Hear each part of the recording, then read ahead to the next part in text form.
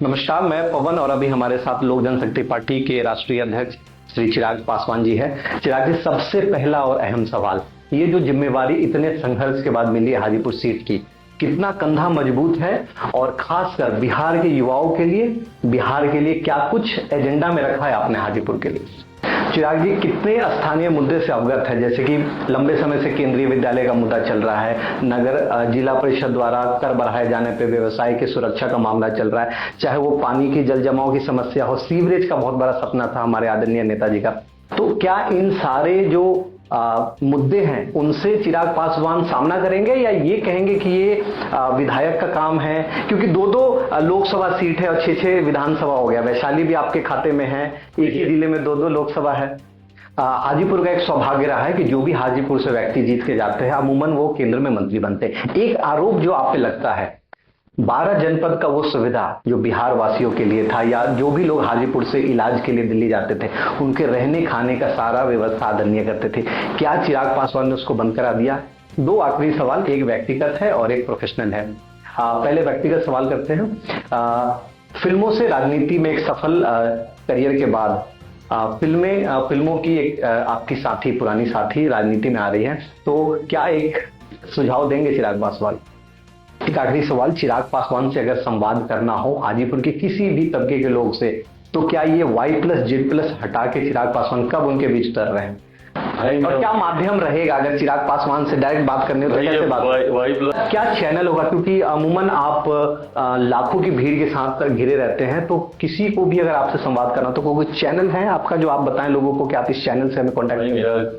नमस्कार, मैं पवन और अभी हमारे साथ लोक जनशक्ति पार्टी के राष्ट्रीय अध्यक्ष श्री चिराग पासवान जी हैं। चिराग जी, सबसे पहला और अहम सवाल, ये जो जिम्मेवारी इतने संघर्ष के बाद मिली है हाजीपुर सीट की, कितना कंधा मजबूत है और खासकर बिहार के युवाओं के लिए, बिहार के लिए क्या कुछ एजेंडा में रखा है आपने हाजीपुर के लिए? देखिए, मेरे लिए ये एक बहुत बड़े गर्व की बात है। एक ऐसा क्षेत्र जिसका ना सिर्फ प्रतिनिधित्व मेरे पिता, मेरे नेता आदरणीय रामविलास पासवान जी करते थे, बल्कि उनकी पहचान उस क्षेत्र की वजह से थी। आज देश में नहीं, दुनिया में अगर मेरे नेता को पहचाना जाता है तो हाजीपुर की वजह से जाना जाता है। 2 बार Guinness Book of World Record में उनका नाम दर्ज हुआ है for winning with the highest margin. ऐसे में मेरे लिए जहां ये गर्व की बात है, वहीं उतनी बड़ी जिम्मेदारी भी है मुझ पर। उनके नक्शे कदमों पर चलना, जो उम्मीदें मेरे नेता ने हाजीपुर की जनता को दी, उन उम्मीदों पर खरा उतरना, जो बड़े पैरामीटर्स, जो बड़े बड़े लक्ष्य मेरे पिता ने तय किए हैं, उन लक्ष्यों को पार कर हाजीपुर को उसी राह पर तीव्र गति से आगे लेकर जाना जिस पर मेरे पिता कभी लेकर जाते थे। तो यकीनन उसके लिए कंधे मजबूत कर पूरी मजबूती से रण क्षेत्र में उतरा हूं और उम्मीद करता हूं कि हाजीपुर की जनता का वही प्यार और वही विश्वास जीत सकूंगा जो मेरे पिता को मिलता है। चिराग जी, कितने स्थानीय मुद्दे से अवगत है? जैसे कि लंबे समय से केंद्रीय विद्यालय का मुद्दा चल रहा है, नगर जिला परिषद द्वारा कर बढ़ाए जाने पे व्यवसाय की सुरक्षा का मामला चल रहा है, चाहे वो पानी की जल जमाव की समस्या हो, सीवरेज का बहुत बड़ा सपना था हमारे आदरणीय नेताजी का। तो क्या इन सारे जो मुद्दे हैं उनसे चिराग पासवान सामना करेंगे या ये कहेंगे कि ये विधायक का काम है? क्योंकि 2 लोकसभा सीट है और 6 विधानसभा हो गया, वैशाली भी आपके खाते में है, एक ही जिले में 2 लोकसभा है। भारतीय राजनीति में जरूर ये संविधान ने प्रावधान बनाया है, जहां पे एक संघीय ढांचा है, फेडरल स्ट्रक्चर है, जहां पे कई अधिकार क्षेत्र केंद्र सरकार के पास होते हैं, तो वहीं कई अधिकार क्षेत्र राज्य सरकार के पास होते हैं। कई विषय ऐसे हैं जो केंद्र सरकार में आते हैं, कई विषय राज्य सरकार में आते हैं। हैविंग सेड दैट, मुझे नहीं लगता कि किसी भी सांसद को इन विषयों से भागना चाहिए। केंद्रीय विद्यालय जो आज की तारीख में सबसे ज्वलंत विषय है वहां का, मैं जानता हूं क्योंकि मैं भी अपने लोकसभा क्षेत्र में, जो मेरी मौजूदा कर्मभूमि है जमुई में, मैं बड़े जद्दोजहद के बाद मैं केंद्रीय विद्यालय लेकर गया था। वहां पर 2014 में जमुई को बने हुए लगभग 25 साल हो गए थे और एक भी केंद्रीय विद्यालय वहां पर नहीं था। और जब मैंने राज्य सरकार से जमीन मांगी थी तो तब मुझे जमीन भी नहीं मिली थी। मैंने रेलवे की जमीन पर मैंने केंद्रीय विद्यालय, और आज भी जो केंद्रीय विद्यालय का भवन वहां पे बना है वो रेलवे की जमीन को ट्रांसफर किया गया है एजुकेशन मिनिस्ट्री पे, और उस पर ये केंद्रीय विद्यालय खुला है। तो मैंने उसके लिए एक लंबी लड़ाई लड़ी है, और यही लड़ाई आज से दशकों पहले मेरे पिता ने हाजीपुर को वो केंद्रीय विद्यालय देने के लिए लड़ी थी। पर आज जिस तरीके से वो बंद होने की कगार पर है, पिछले 2 सेशन से संभवतः उसमें एडमिशन्स भी नहीं हुई हैं। ये विषय मैंने अपनी कैपेसिटी से बाहर जाते हुए, क्योंकि मैं वहां का प्रतिनिधित्व तो नहीं करता, बट बिहारी होने के नाते, सांसद होने के नाते मैंने धर्मेंद्र प्रधान जी जो कि केंद्रीय शिक्षा मंत्री हैं, उनके संज्ञान में मैंने ये विषय ऑलरेडी लिया है। ये तमाम वो विषय हैं, मैं हमेशा कहता हूँ अपने पिता के अधूरे सपनों को पूरा करने जा रहा हूँ। ऐसे में ये तमाम वो विषय हैं जो मेरे पिता ने जिनकी शुरुआत की थी, उनको बंद होता मैं कतई नहीं देख सकता। और इसमें हर संभव प्रयास जी जान लगाऊंगा कि कैसे वो सुचारू रूप से ना सिर्फ चले, बल्कि उसका एक अपना भवन हो। अभी भी एक टेम्पररी बिल्डिंग नहीं है, तो एक अपना भवन हो। और बाकी सीवरेज और ये तमाम विषय जो आपने उठाए, व्यवसाय की सुरक्षाओं को लेकर, ये तमाम ऐसे विषय हैं जिसपे अब मेरा विश्वास है, क्योंकि लंबे समय के बाद केंद्र की तर्ज पे राज्य में भी सरकार है। जिस फेडरल स्ट्रक्चर की हम बात करते हैं, उसको एक बहुत खूबसूरत नाम मेरे प्रधानमंत्री ने डबल इंजन का भी दिया है। और मैं मानता हूं कि डबल इंजन की सरकारें सही मायनों में विकास को गति देती हैं। उत्तर प्रदेश उसका उदाहरण है। बिहार की विडंबना रही कि लंबे समय तक विरोधाभास की सरकारें रही। जब बिहार में एनडीए की सरकार थी तो केंद्र में यूपीए की सरकार थी, जब केंद्र में एनडीए की आई तो बिहार में महागठबंधन की सरकार आई। तो ऐसे में अब जब केंद्र की तर्ज पे राज्य में भी सरकार है, तो ये जितने भी इश्यूज हैं जिसको लेके कॉम्प्लिकेशंस खड़े होते हैं, परियोजनाएं पारित नहीं हो पाती, मुझे लगता है अब उसमें एक बहुत सरलता, सहजता आएगी और इन तमाम विषयों को सुलझा लिया जाएगा। हाजीपुर का एक सौभाग्य रहा है कि जो भी हाजीपुर से व्यक्ति जीत के जाते हैं, अमूमन वो केंद्र में मंत्री बनते हैं। एक आरोप जो आप पे लगता है, 12 जनपद का वो सुविधा जो बिहार वासियों के लिए था, या जो भी लोग हाजीपुर से इलाज के लिए दिल्ली जाते थे, उनके रहने खाने का सारा व्यवस्था आदरणीय करते थे, क्या चिराग पासवान ने उसको बंद करा दिया? ये बातें मेरे ही कुछ परिवार के सदस्यों के द्वारा कही गई थी और ये आरोप लगाए गए थे।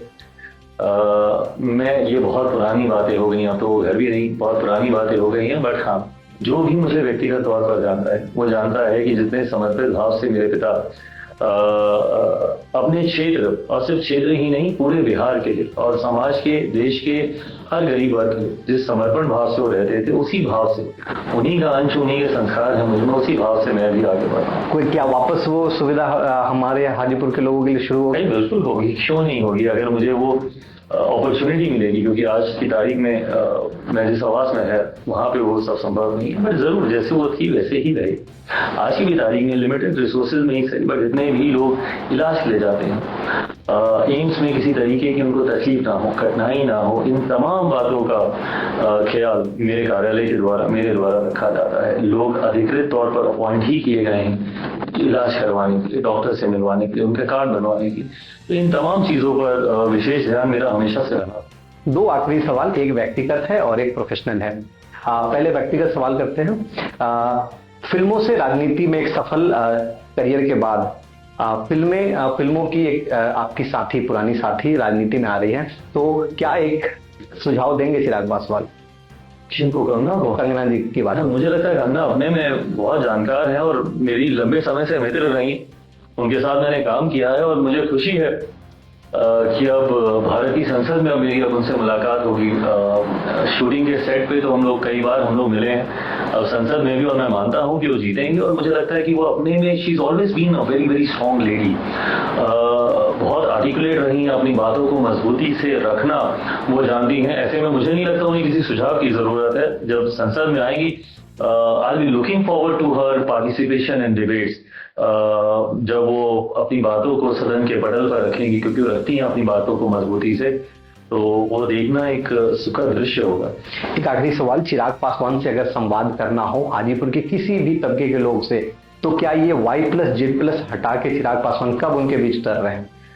और क्या माध्यम रहेगा अगर चिराग पासवान से डायरेक्ट बात करनी हो तो कैसे बात? Y+ और Z+ का जो आपने जिक्र किया है, ये सुरक्षा केंद्र के द्वारा विभिन्न जांच एजेंसियों के सुझावों दी जाती हैं जब आपकी सुरक्षा को लेकर थ्रेट होता है या कुछ ऐसा होता है। Having said that, Hajipur, Jamui, ये ऐसी जगहें हैं जहां पर मैंने हमेशा एक बेटा बनकर, सांसद या नेता बनकर, और हाजीपुर तो खासतौर पर, क्योंकि जमुई तो मैं फिर भी युवा अवस्था में गया था अपनी कर्मभूमि को साधने के लिए।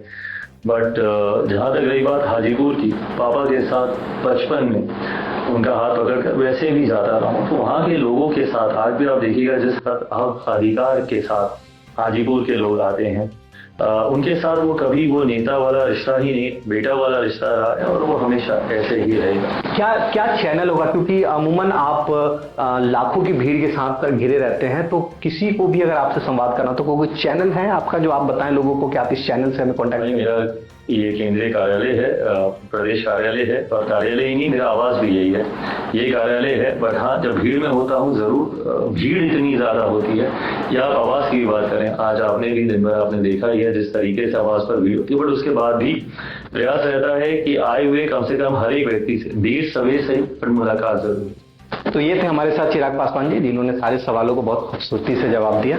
तब हम मिलेंगे अगली कड़ी में, तब तक के लिए नमस्कार। Thank you.